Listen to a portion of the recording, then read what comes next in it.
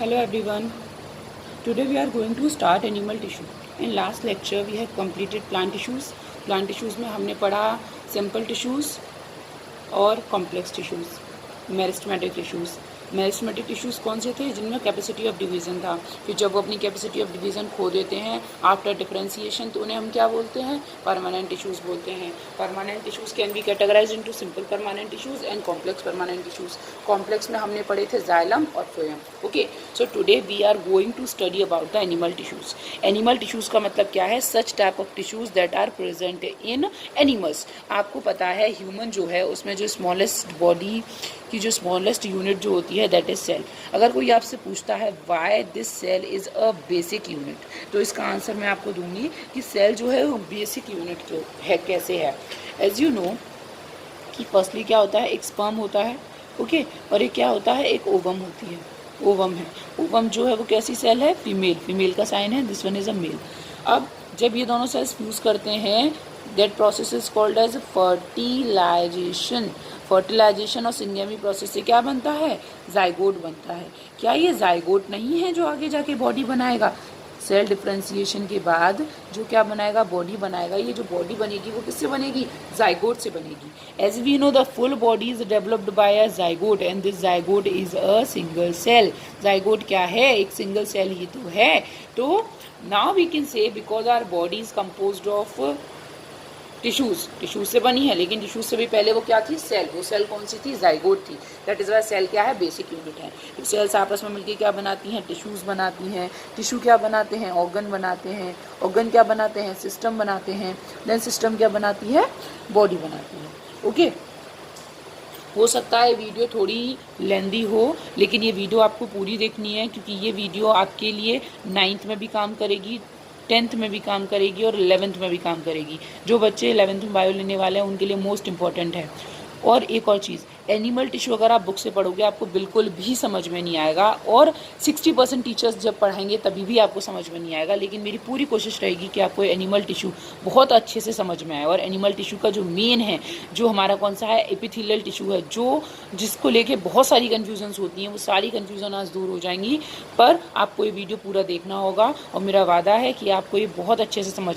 Okay, so animal tissues कितने type के हैं हमारी बॉडी में? कौन कौन से एनिमल टिश्यूज़ हैं? तो सबसे पहला है अपना कौन सा है? Epithelial tissue. एपिथेलियल टिश्यू वो टिश्यू है जो हमारी बॉडी की क्या बनाता है? स्किन बनाता है। डिफरेंट पार्ट्स की स्किन बनाता है। इंटरनल ऑर्गन्स, हॉलो ऑर्गन्स, उनकी स्किन बनाता है। आज हम यही पढ़ेंगे डिटेल में। उसके साथ साथ सेकंड होते हैं connective tissue, next is muscular tissue, next one is nervous tissue. ये 4 टाइप के टिश्यूज़ होते हैं जो हमारी बॉडी के अंदर प्रेजेंट होते हैं। और you can say animal tissues हैं ये 4 टाइप ऑफ टिश्यूज़, जिसमें कनेक्टिव टिश्यू जो है उनको और भी ज़्यादा कैटेगराइज किया गया है। और भी मतलब कहना चाहिए स्केलेटल कनेक्टिव टिश्यूज़ हैं, फ्लूइड कनेक्टिव टिश्यूज़ हैं, एडिपोज हैं। तो different type of tissues are there in the case of connective tissue, but today we are taking epithelial tissues. Okay, पहला हम कौन सा लेते हैं? Epithelial tissue. So this epithelial tissue होता है क्या है? अगर मैं सिंपल लैंग्वेज में बात करूँ ना, तो ये एपिथेलियल टिश्यूज़ क्या हैं? ये ऐसे टिश्यूज़ हैं जो ग्रो करते हैं on other tissue.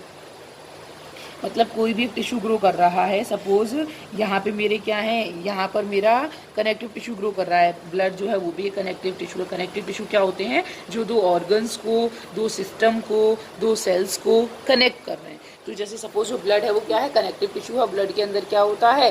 This one is RBCs. RBCs, डब्ल्यूबीसीज मीन्स ये हमारा क्या है? ब्लड वेसल्स है। क्या है? ब्लड वेसल्स हैं। तो हम ये बोल सकते हैं कि जो एपिथेलियल टिश्यूज़ है ना, वो ऐसे टिश्यूज़ हैं जो दूसरे टिश्यूज़ के ऊपर ग्रो करेंगे। मैं ये बोलूँ कि ये जो मैंने सेल्स बनाई हैं, ये जो इलोंगेटेड लॉन्ग, मैं लंबी लंबी सी सेल्स बना रही हूँ, ये जो सेल्स हैं वो किसकी सेल्स हैं? ये एपिथेलियल सेल्स हैं। ठीक है, तो ये एपिथेलियल सेल्स का मैंने पहले क्या बताया कि दीज सेल्स हमेशा कहाँ ग्रो करती हैं? कहाँ ग्रो करती हैं? किसी भी एक टिश्यू के ऊपर ग्रो करती हैं। मतलब अगर ये किसी के ऊपर ग्रो कर रही हैं तो इनके ऊपर कोई भी टिश्यू नहीं होगा, तो ये एक्सटर्नल टिश्यू हो गया। जैसे कि ये मेरी स्किन है, इस स्किन के नीचे क्या होंगे? कनेक्टिव टिश्यूज होंगे। ठीक है, तो ये स्किन के ऊपर क्या कोई और टिश्यू है? नहीं। तो ये जो स्किन है वो कौन सा टिश्यू हो गया? एपिथेलियल टिश्यू हो गया। ऐसे ही हमारा रेस्पिरेटरी सिस्टम है, उसका जो अंदर वाली जो आपको पता है जितने भी अपने रेस्पिरेटरी ट्रैक्ट है, यूरिनरी ट्रैक्ट है, ठीक है, अपनी एलिमेंट्री कैनाल है, ये अंदर से कैसी है? हॉलो है, खोखली है। तो जब ये खोखली है, जो अंदर से जो पाइप खोखली है, तो इसकी जो इनर लाइनिंग और आउटर लाइनिंग जो बना रहा है, क्या इनर लाइनिंग के ऊपर भी कुछ है? नहीं। तो मतलब जो inner lining outer lining means जो कवरिंग बना रहे हैं हमारे किसी भी एक सिस्टम की या टिश्यू की, वो कौन से टिश्यू हैं? वो इपिथेलियल टिश्यूज है। तो इपिथेलियल टिश्यूज, फर्स्ट बात हमें क्या याद रखनी है, first point to be remembered is that कि जो इपिथेलियल टिश्यूज होते हैं ये दूसरे टिश्यूज के ऊपर ग्रो ऑन अदर टिश्यू, दूसरे टिश्यूज़ के ऊपर ग्रो करते हैं। यहाँ पर जो मैंने टिश्यूज़ बनाए हैं, अब वो जो टिश्यूज़ हैं वो कौन से टिश्यूज़ हैं? इपिथेलियल टिश्यूज़ हैं। ठीक है, अब लिसन, ये जिस लाइन पर ग्रो करते हैं that is called as basement membrane, basement membrane. जितने भी इपिथेलियल टिश्यूज़ होंगे, जितने भी इपिथेलियल टिश्यूज़ होंगे, वो सारे इपिथेलियल टिश्यूज़ के एक बेसमेंट मेम्ब्रेन के ऊपर ग्रो करेंगे। अगर बेसमेंट मेम्ब्रेन नहीं है तो इपिथेलियल टिश्यूज़ नहीं हो सकते। तो जो इपिथेलियल जो अपने टिश्यूज़ हैं वो किस पे ग्रो करते हैं? हमेशा बेसमेंट मेम्ब्रेन पर ही ग्रो करते हैं। ओके, और इपिथेलियल टिश्यूज़ क्या करते हैं? दूसरे टिश्यूज़ पर ग्रो करते हैं। ये क्या काम करते हैं? कवरिंग बनाते हैं, आउटर लाइनिंग बनाते हैं, इनर लाइनिंग बनाते हैं। और इनका मेन फंक्शन क्या है? ये मेन क्या काम करते हैं, कहना चाहिए प्रोटेक्शन प्रोवाइड करते हैं। इसकी एक और स्पेशलिटी है जो आपको शायद ही पता होगी, दैट इज एवेस्क्यूलर। एवेस्क्यूलर का मतलब होता है हैविंग नो ब्लड वेसल्स। हमारे जो इपिथेलियल टिश्यूज होते हैं ना, इनके अंदर ब्लड वेसल्स नहीं होती, एवेस्कुलर होते हैं। तो आप बोलोगे अच्छा ब्लड नहीं है, तो जो न्यूट्रिशन जो आता है वो ब्लड में आता है। अगर सेल ग्रो कर रही है तो उन्हें न्यूट्रिशन चाहिए, और सेल अगर ग्रो कर रही है, न्यूट्रिशन चाहिए, तो वो न्यूट्रिशन कौन देगा? वो न्यूट्रिशन कौन देगा? कनेक्टिव टिश्यूज देंगे। ठीक है, तो ये जो सेल्स हैं वो कैसी होती हैं? जो अपनी जो सेल्स हैं वो क्या रहती हैं? किसी भी दूसरे टिश्यूज के ऊपर ग्रो करती हैं। ये इनर लाइनिंग या एक्सटर्नल लाइनिंग बनाती हैं। हमेशा इनमें बेसमेंट मेम्ब्रेन प्रेजेंट होती है, प्रोटेक्शन प्रोवाइड करती हैं। और ये जो एपिथेलियल सेल्स हैं, इन एपिथेलियल सेल्स को हमने किसके ऊपर, इनके फंक्शन के बेस पर मेन और इनकी पोजीशन और फंक्शन के बेस पर दो टाइप में डिवाइड किया है। किसको? एपिथेलियल टिश्यूज़ को। एपिथेलियल टिश्यूज़ को कितने पार्ट्स में डिवाइड किया गया है? दो पार्ट्स में डिवाइड किया गया है। फर्स्ट वन किसके बेस पर किया है हमने? मेन फंक्शन और किसके बेस पर? एंड पोजीशन के बेस पर किया है। ठीक है, तो पहले हम बात करते हैं कौन कौन से टिश्यूज़ हैं। तो जो फर्स्ट हैं वो कौन से टिश्यूज़ हैं? जो क्या काम कर रहे हैं? कवरिंग बना रहे हैं, कवरिंग और लाइनिंग इपिथेलियल टिश्यूज़। ऐसे टिश्यूज़ जो क्या काम कर रहे हैं? जो किसी भी एक टिश्यू की या किसी की क्या बना रहे हैं? लाइनिंग बना रहे हैं या कवरिंग बना रहे हैं। Now you will say ma'am आपने यही तो बोला था कि ये लाइनिंग और कवरिंग बनाते हैं। उसके साथ साथ एक और काम इनका रहता है, that is called as glandular tissue. Glandular tissue, यहाँ पर मैं आपको एक चीज़ समझाना चाहूँगी। As you know, now you are in 9th class, 11th में भी ये सेम चैप्टर है। ठीक है, तो अभी हम उतना डिटेल में नहीं पढ़ेंगे, हम मेन पढ़ेंगे इनमें जो मेन टॉपिक्स हैं। लेकिन हाँ, आप टर्म देके ही पहचान जाओगे कि हाँ ये किस टाइप की एपिथेलियल सेल्स होंगी। ओके, सो ग्लैंडुलर सेल्स जो है, ग्लैंड्स होती क्या हैं? इन 8th class I have taught you about the exocrine gland and endocrine gland. तो एंडो और एक्सोक्राइन ग्लैंड क्या है? कोई भी एक सेल या फिर टिश्यू जो क्या काम कर रहा है? कोई भी केमिकल को क्या कर रहा है? सीक्रेट आउट कर रहा है। सीक्रेशन समझते हैं? सीक्रेट कर रहा है, आपने देखा ना, जैसे कि पेनक्रियाज है, इंसुलिन हार्मोन निकालता है, लिवर से बाइल जूस निकलता है। तो ये जो जूस निकल रहे हैं या जो किसी भी चीज़ का सीक्रिएशन कर रही हैं, वो कौन सी ग्लैंड है? ग्लैंडुलर टिश्यूज़ हैं। और जो ग्लैंडुलर टिश्यूज़ हैं, उन ग्लैंडुलर टिश्यूज़ में जो ग्लैंडुलर पोर्शन है वो किसका बना हुआ होता है? एपिथेलियल टिश्यूज़ का बना हुआ होता है। तो एपिथेलियल टिश्यूज़ हम बच्चों को अगर सिंपल लैंग्वेज में समझाऊँ तो ये क्या है? स्किन टिश्यूज़ हैं। ये जो इनर लाइनिंग बना रहे हैं या आउटर लाइनिंग बना रहे हैं उसके बेस पर।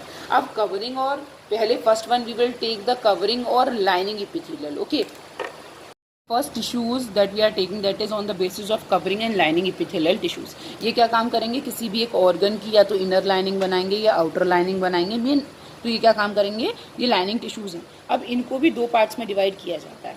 ठीक है, अभी दो पार्ट्स में कौन कौन से हैं? अब वो अलग अलग बेसिस पर हैं। एक होता है अरेंजमेंट ऑफ सेल्स के बेस पे कि एपिथेलियल सेल्स जो है ना वो किस तरीके से अरेंज हैं, और दूसरा है शेप के बेसिस पर कि जो एपिथेलियल सेल्स है ना उनका शेप कैसा है। पहला हम लेते हैं किसके बेस पर लेते हैं? अरेंजमेंट ऑफ सेल्स के बेसिस पर लेते हैं। अब देखो ये बहुत सिंपल है, बहुत सिंपल। आपको पता है कोई भी अगर इपिथेलियल टिश्यू है, सबसे नीचे जो लाइनिंग होगी that is called as basement membrane. अब उस बेसमेंट मेम्ब्रेन के ऊपर मैं ये बोल रही हूँ कि ये मेरे क्या है, इपिथेलियल सेल्स हैं। ध्यान से समझेंगे सब लोग, ठीक। ये क्या है, इपिथेलियल सेल्स हैं। तो ये इपिथेलियल सेल्स जो हैं, अगर किसके बेस पर है, ये अरेंजमेंट ऑफ सेल के बेस पर, या और हम कह सकते हैं लेयर्स के बेस पर कि इसमें कितनी लेयर प्रेजेंट है। आप देख रहे हो इसमें कितनी लेयर है, केवल एक ही। ये मेरी कौन सी लेयर है, this one is basement membrane, this one is basement membrane. और ये क्या है, ये मेरी कौन सी सेल्स हैं, इपिथेलियल सेल्स। कहीं कहीं पर इसे इपिथीलियम भी लिखा है, तो कंफ्यूज नहीं होना है, ठीक है, इपिथीलियम भी लिखा हुआ है। सो ये क्या है कि बेसमेंट मेम्ब्रेन के ऊपर इपिथेलियल सेल्स प्रेजेंट हैं। आपको कितनी लाइन में दिख रही है, एक सिंगल लेयर दिख रही है ना, क्या दिख रही है, सिंगल लेयर। तो जब इपिथेलियल टिश्यूज एक सिंगल लेयर में होते हैं तो that is called as simple epithelial. समझ में आया। पहले वाले अरेंजमेंट के बेस पे फर्स्ट वाले कौन से हैं, सिंपल इपिथेलियल कैसे हैं, जिनमें क्या है, केवल एक लेयर है। दूसरा बात करते हैं, सेम वही बेसमेंट मेम्ब्रेन। अब दूसरी थोड़ी अलग होंगी, कैसे, यहाँ पर मल्टी लेयर्ड होंगी। कैसे होंगे, मल्टी लेयर्ड, ठीक। आप देख रहे हैं कैसे मल्टी लेयर्ड है। मल्टी लेयर्ड का मतलब 2 और मोर, यहाँ पे हो सकता है इसके ऊपर और भी हों, ठीक है। तो ये मेरी क्या है, मल्टी लेयर्ड है। हर एक में क्या होगा, न्यूक्लियस होगा। और आपको पता है जो सेल्स जो होती हैं, इपिथेलियल सेल्स जो होती हैं, वो हमेशा किसके ऊपर प्रेजेंट होती हैं। दो बातें आपको हमेशा याद रखनी है कि इपिथेलियल सेल्स जो होती हैं वो सबसे ऊपर की सेल्स हैं, बेसमेंट मेम्ब्रेन के ऊपर ग्रो करेंगी, और ये एवेस्क्युलर हैं। It do not contain blood vessels, इनमें ब्लड वेसल्स नहीं होती। तो न्यूट्रिशन कहाँ से आता है, इनके नीचे कनेक्टिव टिश्यूज होते हैं, वो डिफ्यूजन के थ्रू इन्हें न्यूट्रिएंट्स देते हैं, ठीक। तो आप यहाँ देख रहे हैं मल्टी लेयर्ड में है, क्या है, मल्टी लेयर्ड। अब आपको दिख रहा है मल्टी लेयर्ड है, तो मल्टी लेयर्ड होंगी तो उन्हें क्या कहते हैं, स्ट्रेटिफाइड। स्ट्रेटिफाइड, तो फर्स्ट वन हो गया सिंपल, दूसरा हो गया स्ट्रेटिफाइड। स्ट्रेटिफाइड में जो वर्ड है ना स्ट्रेटा, स्ट्रेटा वर्ड का मतलब होता है लेयर्स। कैसी लेयर, मेनी लेयर। तो जो मेनी लेयर्स में है टिश्यूज वो कैसे हो गए, जो मल्टी लेयर्ड है वो स्ट्रेटिफाइड, जो सिंगल है, जो एक ही लेयर में है, दैट इज सिंपल टिश्यू। अब इसी में इन दोनों के बीच का होता है एक, that is called as pseudostratified,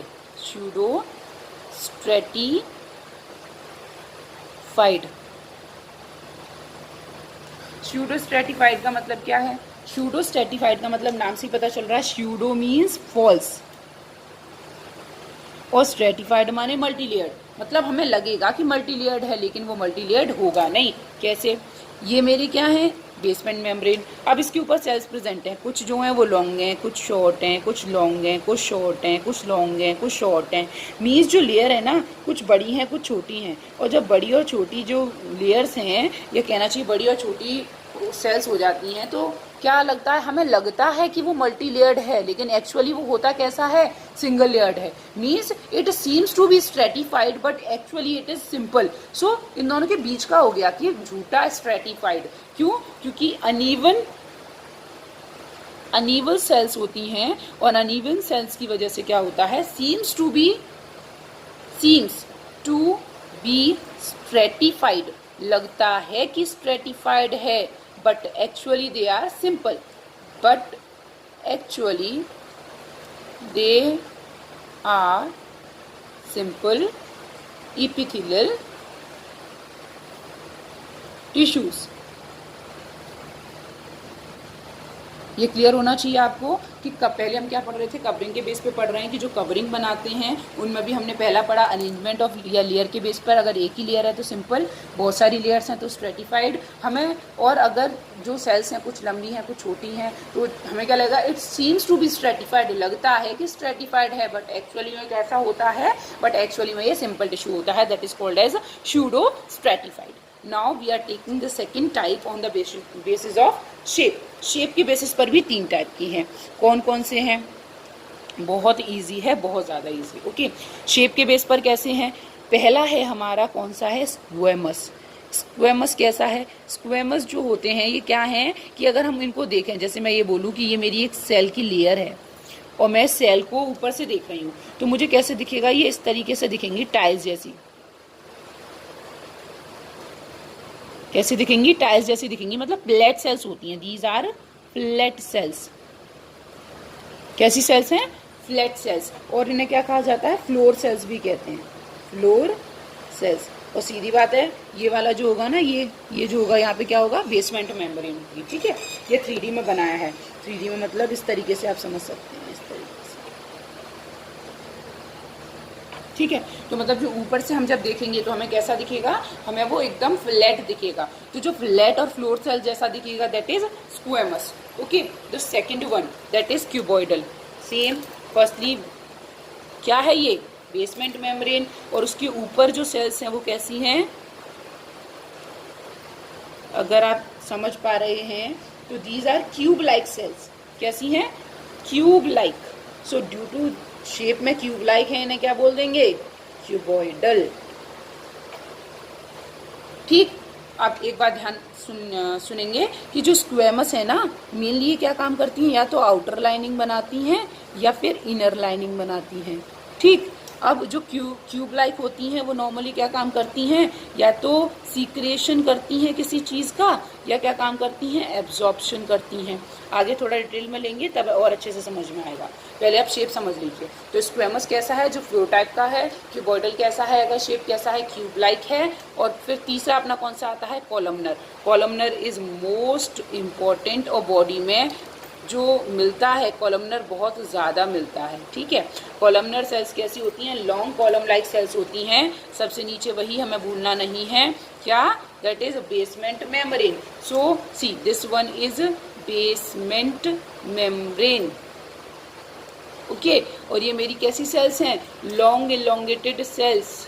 long elongated cells. तो इन्हें अपन ने क्या बोला है? कौन सी सेल्स हैं? These are columnar, column like cells. तो these are columnar. Columnar cells की एक स्पेशलिटी है कि जो इनका न्यूक्लियस होता है वो हमेशा बेसमेंट मेम्ब्रेन की तरफ होता है। Point to be remembered, okay, कि its nucleus is always towards the basement membrane. किसका? कॉलमनर का।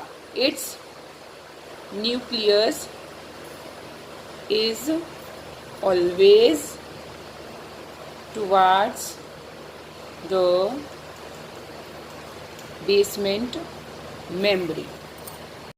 अब हमें कंफ्यूज नहीं होना है।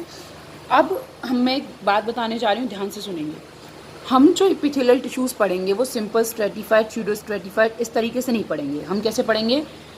Simple squamous tissues, simple squamous epithelial tissues, simple cuboidal epithelial tissues, simple columnar epithelial tissues, stratified squamous epithelium tissues, stratified cuboidal epithelial tissues, stratified columnar epithelial tissues, pseudo stratified. So not to be confused, okay. अगर हमारे mind में क्या आ रहा है? Simple है mean single layer है, squamous है मतलब फ्लोर टाइप का है, ओके। हम अभी डिस्कस करते हैं आगे डिटेल में, जिससे और ज़्यादा क्लियर होगा। Now we have taken different type of simple tissues. अब देखो, इसमें कंफ्यूज नहीं होना, हम पहले पढ़ चुके हैं। सिंपल एपिथेलियल टिश्यूज़ का मतलब है, एपिथेलियल टिश्यूज़ क्या हैं ये आपको पता है। सिंपल टिश्यूज़ कौन से हैं? जो सिंगल लाइन में, मतलब देखो ये सिंगल लाइन है, ये भी सिंगल लाइन है, सब सिंगल लाइन में है टिश्यूज़, ठीक है। ये कैसे हैं? ये वो हैं सिंपल स्क्वेमस। सिंपल स्क्वेमस का मतलब एक ही लाइन है लेकिन ऊपर से कैसी दिखेगी? वो फ्लोर जैसी दिखेगी, ठीक है। सिंपल क्यूबॉइडल मतलब क्या? ये 3D में बनाया तो कितनी है? केवल एक ही है, यही वाली टिश्यू की लेयर है, ये वाली, ठीक है। तो ये क्या है? ये जो ग्रीन से दिखाया है ना नीचे, ये क्या है? बेसमेंट मेम्ब्रेन है। और एपिथेलियल टिश्यूज की स्पेशलिटी क्या होती है? The presence of basement membrane. So simple cuboidal का मतलब क्या हो गया कि एक लेयर है और वो सब क्यूब लाइक सेल्स हैं, एक लेयर है सब कॉलम लाइक सेल्स हैं। अब इन कॉलम लाइक सेल्स को भी दो में डिवाइड किया गया, एक होती है सिलिएटेड और एक होती है नॉन सिलिएटेड। सिलिएटेड का मतलब हो गया सिलिएटेड सिंपल कॉलमनर एपिथेलियम। इसका नाम क्या हो गया? इसका नाम हो गया सिलिएटेड सिंपल कॉलमनर एपिथेलियम। अब कंफ्यूज नहीं होना है, कैसे? सिलिएटेड का मतलब है जो सेल्स हैं ना, कॉलमनर का मतलब है लंबी लंबी सेल्स हैं, इपिथेलियल सेल्स हैं, कैसे पता चला, बेसमेंट मेम्ब्रेन के ऊपर प्रेजेंट हैं। सिंपल कैसे पता चला, सिंगल लेयर है। अब सिलिएटेड कैसे हैं कि इनके पीछे क्या है, हेयर लाइक स्ट्रक्चर प्रेजेंट है, दैट इज सीलिया। अब हमारी बॉडी के ऐसे पार्ट्स, अब क्वेश्चन कैसे आता है, मैं जो एग्जाम में क्वेश्चन दूंगी वो कैसे दूंगी, name the tissue that make the inner lining of this part, that make the inner lining of this part. अब एक बात ध्यान रखना है आपको कि जो सीलिया वाला जो पोर्शन है, मीन्स ऐसे कॉलमनर सेल्स जिनमें सीलिया प्रेजेंट होते हैं वो कहाँ कहाँ पर प्रेजेंट होते हैं, ये आपको पता होना चाहिए।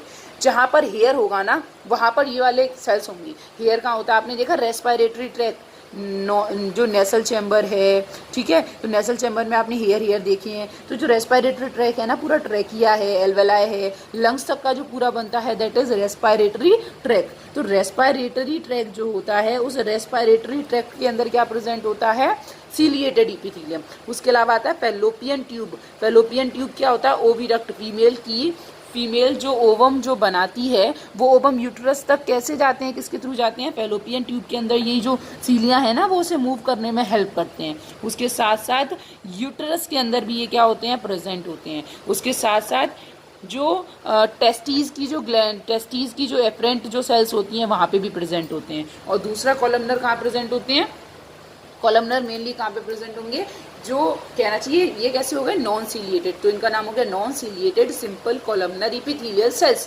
तो ये जिन पे क्या प्रेजेंट नहीं है, सीलिया प्रेजेंट नहीं है, तो ये कैसे हो गए, ये हो गए नॉन सीलिएटेड हो गए।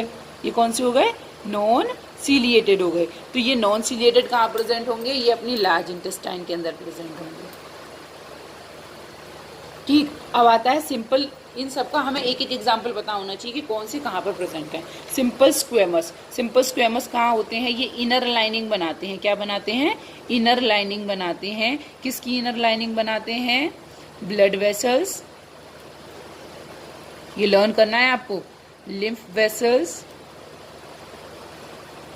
और आप दो ही लर्न कर लीजिए, ठीक है। और जो क्यूबॉइडल है ना, मैंने पहले ही बता दिया, क्यूबॉइडल किसके लिए है, सीक्रेशन के लिए। सीक्रेशन किस में हो रहा है, कौन करता है सीक्रेशन, ग्लैंड्स करती हैं। तो ये जो क्यूबॉइडल है ये क्या होते हैं, ग्लैंड्स में प्रेजेंट होते हैं। नॉर्मली इसके दो पार्ट हम याद रखेंगे, स्मॉल इंटेस्टाइन और large intestine.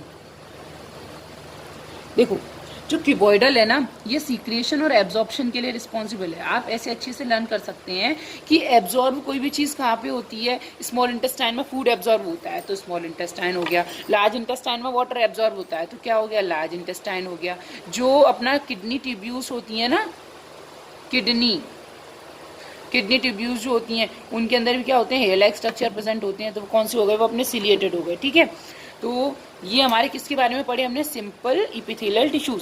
Simple epithelial tissues का आप एक एक एग्जांपल लर्न कर लेंगे, सफिशिएंट रहेगा। सिंपल इपिथेलियल मतलब एक ही लेयर है, अगर वो एक लेयर जो है वो फ्लैट सेल से बनी है तो वो सिंपल स्क्वेमस, अगर एक लेयर है वो क्यूबॉइडल से बनी है, क्यूबलाइक सेल से बनी है तो क्यूबॉइड, एक लेयर है वो कॉलम लाइक सेल से बनी है तो कॉलमनर, और कॉलमनर को भी दो में डिवाइड किया गया, सीलिएटेड और नॉन सीलिएटेड। नाउ अब हम क्या डिस्कस कर रहे हैं, स्ट्रेटिफाइड इपिथेलियल टिश्यूज। स्ट्रेटिफाइड का मतलब आपको पता है मल्टी लेयर्ड होंगे, मतलब ठीक है, ये हमने पहले ही पढ़ा है कि स्ट्रेटिफाइड का मतलब होता है मल्टी लेयर्ड। हर एक जो टिश्यू होता है उसमें नीचे कौन सी लेयर है, बेसमेंट लेयर, और बेसमेंट मेम्ब्रेन के बेस पे ये पहचाना जाता है कि हमारा इपिथेलियल टिश्यूज है, ये किसी दूसरे टिश्यू के ऊपर ग्रो करता है। नाम पढ़ चुके हैं, ए वेस्कुलर होता है, इसमें कोई भी ब्लड वेस्कुलर सिस्टम प्रेजेंट नहीं होता है। अब नाउ लिसन, मल्टी लेयर्ड तो है लेकिन ऊपर से कैसा दिखेगा, ऊपर से जब हम देखेंगे ना मल्टी लेयर्ड को तो हमें ऊपर से एकदम फ्लैट सेल जैसी दिखेंगी। तो लिसन, मल्टी लेयर्ड को क्या बोला जाता है, स्ट्रेटिफाइड इपिथेलियल टिश्यू। यही पढ़ा है ना हमने, मल्टी लेयर टिश्यूज जो होते हैं that is stratified epithelial tissues. लेकिन ऊपर से अपीयरेंस में कैसे दिख रहे हैं, स्क्वेमस, तो ये क्या हो गया, स्क्वेमस स्ट्रेटिफाइड इपिथेलियल टिश्यूज, ठीक है। अब देखो इसमें थोड़ी सी एक बात और याद रखने की है कि कभी कभी ये जो स्क्वेमस सेल्स होते हैं ना, इनके अंदर केराटिन प्रेजेंट होता है। क्या प्रेजेंट होता है, केराटिन। कौन सी प्रोटीन प्रेजेंट होती है, केराटिन। और उस केराटिन प्रोटीन की प्रेजेंस की वजह से, केराटिन प्रोटीन जो होता है, दिस वन इज प्रोटीन, ये टफ प्रोटीन होती है। ये क्या काम करती है, हमारा प्रोटेक्शन करती है। किससे प्रोटेक्शन करती है, हमारी सेल्स का कोई जर्म्स नहीं पहुंच जाए, कोई इन्फेक्शन नहीं हो जाए, उससे बचाती है। तो सीधी बात है, ये कहाँ प्रेजेंट होंगी, हमारी ये वाली स्किन में प्रेजेंट होंगी कि नहीं प्रेजेंट होंगी। आप देख रहे हो ये वाले तो ये हेयर लाइक स्ट्रक्चर है, सीलिया तो ये सीलिएटेड हो गया। लेकिन मैं क्या बात कर रही हूँ, इस वाली स्किन की अगर मैं जब बात कर रही हूँ या मैं इस वाली स्किन की बात कर रही हूँ, तो ये जो स्किन है वो कैसी है, ये मल्टी लेयर्ड स्किन होगी। अच्छा, एक और चीज़ आपने देखा है कि थोड़े टाइम बाद हमें ऐसे लगता है कि जो हमारी स्किन है वो निकल रही है, उसका रीज़न क्या है वो मैं आपको बताती हूँ। जैसे देखो, अपन को पता है कि जो हमारी स्किन्स है ना वो कैसी है, मल्टी लेयर्ड है इस तरीके से। और यहाँ पे क्या है, कोई भी न्यूट्रिएंट मतलब इसके अंदर ब्लड नहीं आता। ब्लड जो आता है वो कहाँ से आता है, नीचे से आता है। और एक चीज़ कभी नहीं भूलेंगे, बेसमेंट मेम्ब्रेन। तो जो न्यूट्रिएंट्स आते हैं वो किस प्रोसेस से आते हैं, by the process of diffusion. तो जब न्यूट्रिएंट्स कहाँ तक नहीं पहुँच पाते, ऊपर वाली सेल्स तक नहीं पहुँच पाते, as we know nutrients are coming from the connective tissues. तो अगर ऊपर वाली सेल्स तक न्यूट्रिशन नहीं पहुँच पाता तो क्या होता है, ये जो सेल्स होती हैं वो ड्राई होना शुरू हो जाती हैं, धीरे धीरे करके डेड होना शुरू हो जाती हैं, ड्राई होके, डिहाइड्रेट होके। तो वो किसकी वजह से होता है वो आपको समझ में आ गया होगा। इसीलिए हमारी जो स्किन है, हमें थोड़े थोड़े टाइम बाद ऐसे लगता है हमारी स्किन निकल रही है। तो ये कैसी हैं, ये स्ट्रेटिफाइड सेल्स हैं। तो ये जो स्ट्रेटिफाइड होते हैं इनके अंदर may be the keratin is present, और सेकंड कंडीशन में इट बी एब्सेंट हो सकता। अगर केराटिन प्रेजेंट है तो इन्हें क्या बोलेंगे, इन्हें बोलेंगे keratinized squamous stratified epithelial tissues. Okay, और अगर नहीं है तो non keratinized squamous stratified epithelial tissue. ठीक, मतलब जो स्क्वेमस टिश्यूज होते हैं मे बी उनके अंदर क्या प्रेजेंट हो, केराटिनाइज स्ट्रेटिफाइड, या कभी कभी स्क्वेमस नहीं लगाते हैं तो बोल देते हैं केराटिनाइज्ड स्ट्रेटिफाइड इपिथेलियल टिश्यूज और non keratinized. This is on the basis of keratin. अब लिसन, ये हमारे प्रेजेंट कहाँ पर होते हैं। अगर मैं बात करूं कि ये हमें किससे बचाते हैं, तो ये हमें किससे बचाते हैं, हीट से और माइक्रोब से। मेनली हमारा जो क्या करते हैं, प्रोटेक्शन करते हैं। ठीक है, और आपको पता है ये जो टिश्यूज होते हैं वो मेनली प्रोटेक्शन के लिए ही होते हैं। एक बात आपको अच्छे से याद रखनी है कि स्ट्रेटिफाइड टिश्यूज जो है ना, कौन से tissues, stratified tissues multi layered हैं, इसीलिए ये क्या काम कर रहे हैं, हमें मेनली प्रोटेक्शन देंगे। ठीक है, जबकि जो अपने सिंपल वाले जो हैं वो क्या काम करेंगे, वो डिफ्यूजन का काम करेंगे, ऑस्मोसिस का काम करेंगे, सीक्रेशन का काम करेंगे, एब्जॉर्प्शन का काम करेंगे। लेकिन स्ट्रेटिफाइड टिश्यूज जो है मेनली वो किसका काम करेंगे, वो मेनली मल्टी लेयर्ड हैं, तो हमें क्या प्रोवाइड करेंगे, प्रोटेक्शन ही प्रोवाइड करेंगे। तो इसमें हमें ज्यादा रटने की जरूरत नहीं है। स्ट्रेटिफाइड जहां आएगा वहां आपको समझ जाना चाहिए that they are talking about the, किसकी बात कर रहे हैं, ये प्रोटेक्शन की बात कर रहे हैं। तो देखो, अब मैं बात करूं कि जो हमारा फेस है, इस फेस पे बाहर की तरफ भी स्किन है, और अपना माउथ अगर ओपन करेंगे बक्कल कैविटी तो उसके अंदर भी स्किन है। तो जो अंदर की जो स्किन है ना, मतलब इनसाइड माउथ, उसको अपन ने क्या बोला है, उससे अपन बोलते हैं ओरल कैविटी। ठीक है, उसके बाद नीचे क्या है, फूड पाइप है। तो उसमें कौन से टाइप के स्क्वेमस हैं, नॉन केराटिनाइज्ड हैं। किस टाइप के हैं, नॉन केराटिनाइज्ड हैं। किसके अंदर, inside the mouth, oral cavity and food pipe. और अपन बाहर की बात करते हैं, जैसे चीक सेल्स की बात करते हैं। चीक सेल्स मतलब वही गालों पे जो हैं वो कौन से टाइप के हैं, दैट इज स्क्वेमस। लेकिन वो किस टाइप के हैं, वो केराटिनाइज्ड टाइप के हैं, जिससे कि वो हमारा प्रोटेक्शन कर पाए, किसमें। अच्छा, अब दूसरा आता है, नाम से ही पता चल रहा है ये भी सेम है, लेकिन ऊपर की स्ट्रक्चर क्यूब लाइक है, तो इनको बोल देंगे स्ट्रेटिफाइड क्यूबॉइडल। ये कौन से हैं, स्ट्रेटिफाइड क्यूबॉइडल इपिथेलियल टिश्यूज। कैसे, इपिथेलियल टिश्यू तो पता ही, क्यूबॉइडल क्यूब लाइक है, स्ट्रेटिफाइड है। क्यूबॉइडल का काम क्या होता है, कहाँ प्रेजेंट होते हैं, मेनली ग्लैंड्स पे प्रेजेंट होते हैं, अभी भी बताया था। प्रोटेक्शन का ही काम है, लेकिन कहाँ होते हैं, मेनली कहाँ प्रेजेंट होते हैं, हमारे जो मेल यूरेथ्रा होता है वहां पर प्रेजेंट होते हैं। एडल्ट स्वेट ग्लैंड्स में प्रेजेंट होते हैं। तो एक ही एग्जांपल बहुत रहेगा आपके लिए, एडल्ट की स्वेट ग्लैंड्स में प्रेजेंट होते हैं। Okay, next one is stratified columnar. ये जो होते हैं ये अनकॉमन है। अनकॉमन का मतलब बहुत कम मिलते हैं। और नॉर्मल कहाँ प्रेजेंट होते हैं, जो अपना एनल स्पिंक्टर होता है ना, मतलब जो एनस पोर है जिससे faecal material waste potty body के बाहर आता है, that is called as anus और एनल पोर। तो वहां पर जो प्रेजेंट होता है, एनल म्यूकोसा पार्ट में प्रेजेंट होते हैं, ये कौन से होते हैं, ये कॉलमनर होते हैं, स्ट्रेटिफाइड कॉलमनर होते हैं। As we know stratified multi layered हैं, तो मल्टी लेयर होने की वजह से ये हमारे शरीर को प्रोटेक्शन देते हैं और रगड़ से बचाते हैं एक तरीके से। ठीक है, और एक और है स्पेशल टाइप का, जो कभी कभी पूछ लिया जाता है कॉम्पिटिटिव एग्जाम्स में। तो transitional tissue, epithelial tissue. Transitional epithelial tissue का मतलब है ना तो वो सिंपल समझ में आ रहे हैं ना वो स्ट्रेटिफाइड समझ में आ रहे हैं, उनकी स्ट्रक्चर ही नहीं समझ में आ रही, कभी कुछ हो जाती है कभी कुछ हो जाती है। इस टाइप के जो टिश्यूज़ हैं वो अपने यूरिनरी ब्लैडर में प्रेजेंट हैं। सब लोग याद रखेंगे, most most most most important है ये। ठीक, कहाँ प्रेजेंट है? Urinary bladder. और ये स्कूल में जब एग्जाम होगा तो उसमें भी आ सकता है। ठीक है, तो transitional epithelial tissues are present in urinary bladder. आपको पता है यूरिनरी ब्लैडर का कोई प्रॉपर शेप तो होता नहीं है, जब उसमें यूरिन भर जाता है तो वो ब्रॉड हो जाता है, यूरिन निकल जाता है तो वो दोबारा श्रिंक हो जाता है। तो that is due to the presence of transitional epithelial tissues. So this is all about the epithelial tissues. इस वीडियो को एक बार दो बार अच्छे से देखिए और आपके सारे कॉन्सेप्ट, ये वाला जो टॉपिक है वो अच्छे से क्लियर हो जाना चाहिए, क्योंकि 9th में 11th में दोनों साल ये आपके लिए बहुत ज़्यादा इंपॉर्टेंट है और ये वीडियो अच्छे से देखना है। Okay, thank you.